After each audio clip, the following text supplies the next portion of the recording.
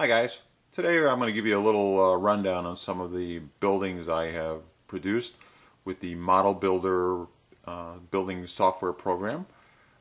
These buildings you'll see here were all printed on photo paper and attached to foam core board. We're going to start here first at Midwest Industries.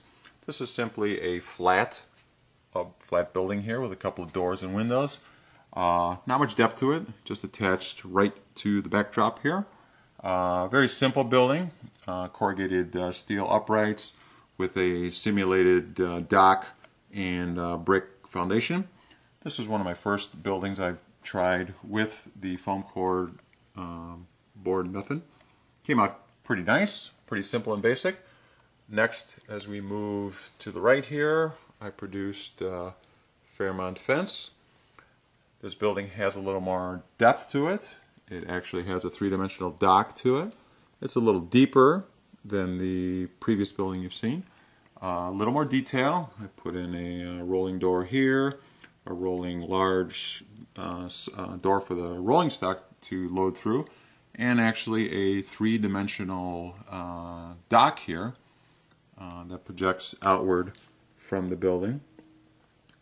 I've also imported a sign here that I created in paint, Fairmont fence, and above here a faded sign of a possibly a former operator, Tucker, that's just faded into the background.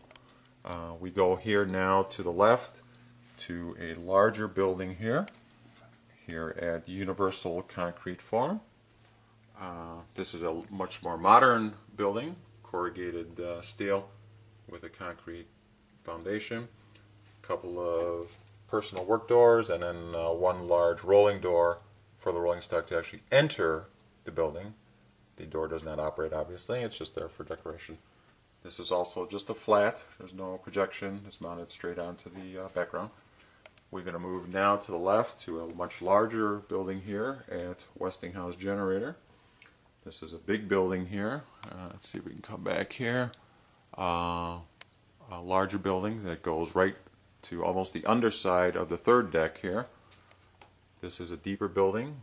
It sticks out in front of the main line on the back there. Eventually a building or building flats will be to the left here, and that main line will be hidden. This is a larger industry. It's going to have a lot of car switching around here eventually.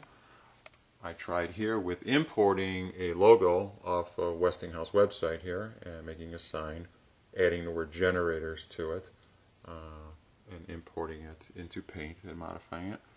This is also a simple back building. It's the back side of the building, so there's not a lot of detail, obviously. Put in a rolling door here, simulated dock, and a couple of or some wording there of door B.